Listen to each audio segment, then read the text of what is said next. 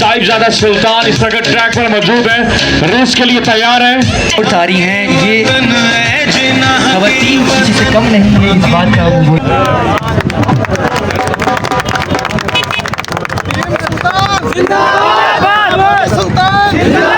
एक नियति के साथ कोशिश करते हैं, स्पोर्टिव होते हैं, तो अल्लाह की मदद भी आपके साथ होती है और यकीनन कोई भी ऐसी चीज़ नामुमकिन नहीं है। अस्सलामु अलैकुम व रहमतुल्लाहि व बरकातहू। नाज़रीन, मैं हूं डॉक्टर मोहम्मद अब्बास, आप देख रहे हैं KTV न्यूज़। आज हम मौजूद हैं चौलिस्तान गैज़ट रैली किला डिरावर। ये 20वीं चौलिस्तान गैज़ट रैली है। आज क्वालिफाइड राउंड है, यानी कि आज चेकिंग हो रही है। जिस गाड़ियों को टोकन मिलेंगे, 2 किलोमीटर का ट्रैक है और जो ये ट्रैक से जो मुकाबला यानी कि ये कंपटीशन होगा और जो गाड़ी आगे हो जाएगी यानी उसको टोकन मिलेगा। साहिबजादा सुल्तान इस वक्त ट्रैक पर मौजूद है, रेस के लिए तैयार है।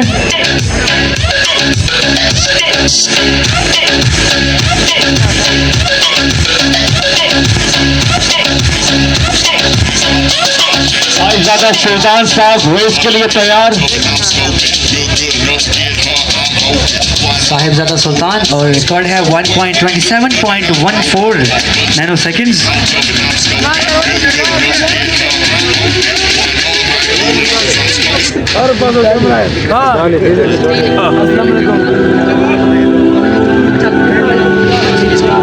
ओके तो आप थर्ड पे आ रही हैं। अच्छा, विमेन में हम आपको बताते चलें कि दीना रोहिंटन पटेल जो हैं वो 1.24.91 सेकंड्स में ओवरऑल फोर्थ आ रही हैं। ये खवातीन किसी से कम नहीं है, इस बात का वो सबूत है कि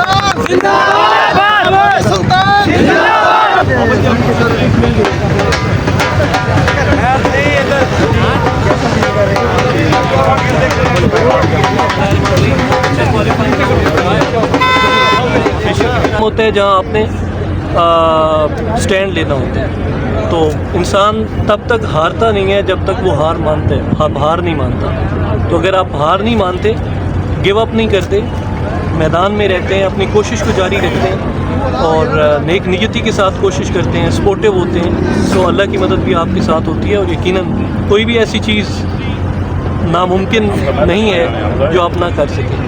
तो आप अपनी कोशिश जारी रखें, अपना टाइम दें, एफर्ट दें।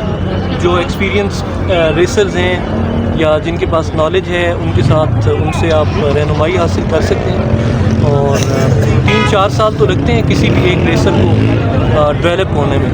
और वो भी अगर वो लगातार रेसिंग करता रहे, एटलीस्ट 15-18 रेसेस के बाद जाके आपको इसकी साइंस, अगर आप दूसरी लैंग्वेज में कह लें, इसकी साइंस आपको 15-18 रेसों के बाद समझ में आप में काफ़ी गाड़ी चला भी चुके होते हैं, आप एक्सपीरियंस गेन कर रहे होते हैं, तो उसका आपको बड़ा फ़ायदा होता है। आपको मालूमात काफ़ी मिल जाती हैं और गाड़ी किस तरह प्रिपेयर करनी है, रेस की स्ट्रेटजी क्या बनानी है। तो यंगस्टर्स के साथ ही आने वाली जनरेशन जो है यकीनन उसी ने इसको संभालना है, इस खेल को आगे लेके चलना है ताकि पाकिस्तान के लिए मैं तो कहता हूँ कि जो वालिदैन मोटर स्पोर्ट का ख़ुद शौक़ रखते हैं और उनके बच्चों को भी इसका शौक़ है, तो उनको चाहिए कि उनको छोटी एज से उनके ऊपर तवज्जो दें। अगर कहीं गो कार्टिंग के जैसे बड़े शहरों में ट्रैक अवेलेबल हैं, तो वहाँ पे उनको गो कार्ट रेसिंग के अंदर हिस्सा दिलवाएँ, इनिशियली उनको सिखाएँ फिर गो कार्टिंग की रेसेस होती हैं पूरी दुनिया में, उनमें उनको इनक्रेज करें, उनको टाइम दें, और जब उनकी वेकेशंस होती हैं, जब भी आपको मुनासिब मिलते हैं, ताकि उनका हाथ बैठे, उनको एक इंटरनेशनल एक्सपोजर मिले। तो ये कोई नामुमकिन नहीं है। जितना पाकिस्तान के लोगों को अल्लाह ने टैलेंट दिया है, सलाहियत दी है, अगर इनको मौका मिले तो ये फार्मूला 1 भी जीत के आ सकते हैं, डकार भी जीत के आ सकते हैं, बट वो पूरी रहनुमाई होनी चाहिए।